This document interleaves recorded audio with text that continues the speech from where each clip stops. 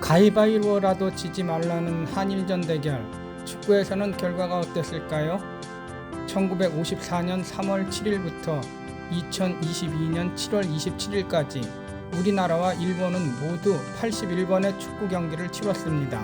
그 결과 우리나라가 42승 23무 16패로 승률 약 62%를 기록하고 있습니다. 그러나 전체적인 승률에서는 앞서지만 요즘 들어 일본의 기세가 만만치 않은데요. 일부 축구 전문가들은 일본 축구가 한국을 이미 앞섰다고도 합니다. 그래서 연대별로 한일전을 정리해 보았습니다.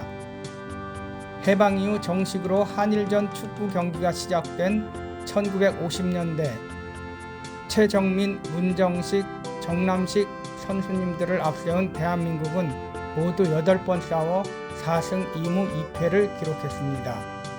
대략 7대3 정도로 우리나라가 앞섰지요.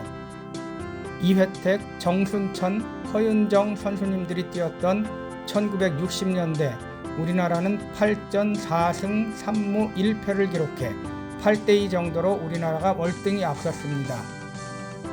당시 해방된 지 얼마 되지 않아 반일 감정은 극에 달한 상태였고 그야말로 전쟁 같은 축구 경기를 했던 때 실력에서도 앞섰지만 정신력에서는 일본의 기세를 완전히 압도했던 때입니다. 1970년대 들어서며 대한민국에는 빅스타가 탄생합니다. 바로 차범근 선수님이지요. 박이천, 박성화 선수님들과 함께 모두 20번의 한일전 대결에서 13승 5무 2패로 우리나라가 거의 9대1의 실력 차이로 앞섰던 때였습니다. 1980년대 비록 차범근 선수님은 독일에서 자유롭게 국가대표에 합류하지 못했지만 태극 후에는 허정무, 조광래, 최순호 선수님들이 일본을 압도했습니다. 12전 9승 1무 2패, 8대1 정도로 일본을 압도하며 국민들에게 기쁨을 주던 시기였습니다. 1990년대에는 항저우 아시안게임 금메달 감독인 황선홍 선수님을 비롯해 최용수, 유상철 선수가 활약했습니다. 당시 일본은 우리나라에게 계속 패하자 일본 축구가 세계로 가려면 한국을 넘어야 한다라며 유소년 축구를 시작하고 프로축구를 시작하며 경기력을 높여갔습니다. 그래도 단시간에 대한민국을 앞설 수는 없었죠.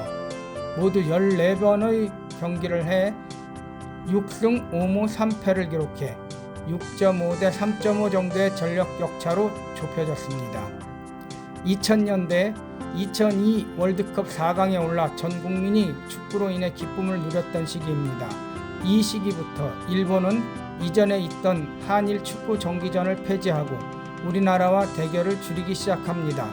전략적으로 A매치를 잡으며 우리나라와 일본은 각자의 실력을 키워갑니다. 이 시기에는 모두 8번 경기를 치러 2승 4무 2패를 기록해 5대5의 전력이라고 볼 수 있을 정도로 일본 축구가 확실히 발전한 것을 느낄 수 있는 시기였습니다. 안정환, 홍명보, 이천수 선수님들이 활약하던 시기였습니다. 2010년대 한일전 축구를 대변하는 경기라 하면 비록 A 대표팀 간의 경기는 아니지만 2012년 런던 올림픽 축구 동메달 결정전으로 치러진 U23 대표팀 간의 경기를 꼽을 수 있습니다. 일본 축구가 발전한 것은 사실이지만 아직 대한민국을 넘었다고 보기에는 조금 부족함을 상징적으로 보여주는 경기였습니다.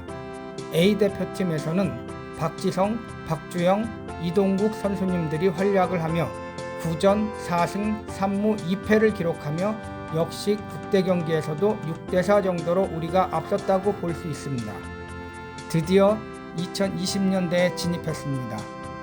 2020년대에는 우리나라에도 축구 선진국에서뿐만 아니라 세계가 인정하는 손흥민 선수, EPL에서 준수하게 골을 넣는 황희찬 선수, 파리 생제르맹에서 활약하는 이강인 선수, 바이에른 뮌헨에서 뛰고 있는 김민재 선수를 비롯한 좋은 선수가 많이 나오고 있습니다. U20 선수들이 월드컵에서 2회 연속 4강 이상의 성적을 거두기도 했습니다. 그러나 처음으로 한일전 대결에서 2023년 12월 현재 일본에 뒤지고 있습니다. 2전 0승 0무 2패를 기록하고 있습니다. 승률 0%. 우리나라가 이제 일본 축구에 밀리는 걸까요? 두 번의 대결은 2021년 3월과 2022년 7월에 일본 요코하마와 나고야에서 벌어진 친선 경기와 동아시안컵 대회로 우리나라 선수들이 베스트로 참여한 경기는 아니었습니다만 두 경기 모두 3대0의 참패를 한 점을 고려한다면 어느 팀은 1.5군 이내, 1군 이내 하는 얘기는 차치하더라도 일본 축구의 성장은 이전보다 더 인정해야 하는 것이 아닌가 생각이 듭니다. 무승부를 제외한 승리로만 계산한 승률을 보면 우리나라와 일본의 축구에서의 경기력 변화를 더욱 실감할 수 있습니다. 1950년대에는 큰 차이를 보였던 격차가 점점 줄어들어 최근에 와서는 비슷해져 있는 것을 볼 수가 있습니다. 2020년대 들어 아직 우리 대한민국의 A대표팀이 해외파들이 모두 참가한 전력으로 일본 대표와 붙어보지는 않았습니다. 아마 2023년 아시안컵에서 한번 경기할 수도 있지 않은가 봅니다. 이번에 붙으면 개박살 내주기를 기대합니다. 2023년 12월 현재까지 한일전에서 모두 124골을 때려 넣었고 실점은 76골입니다. 우리나라에서 64명의 선수가 골을 넣었으며 그중 가장 많은 골을 넣은 선수는 6골을 넣은 차범근 선수입니다. 2위는 5골을 넣은 박성화 선수와 황선홍 선수입니다. 3위는 4골을 넣은 최정민 선수와 박이천 선수입니다. 박지성 선수는 산책 세러머니를 보여줬던 골 단 한 골을 넣었습니다. 한일전을 통해 많은 기쁨을 주셨던 선수님들과 스태프들에게 감사하며 발전하는 대한민국 축구 파이팅입니다. 파이팅!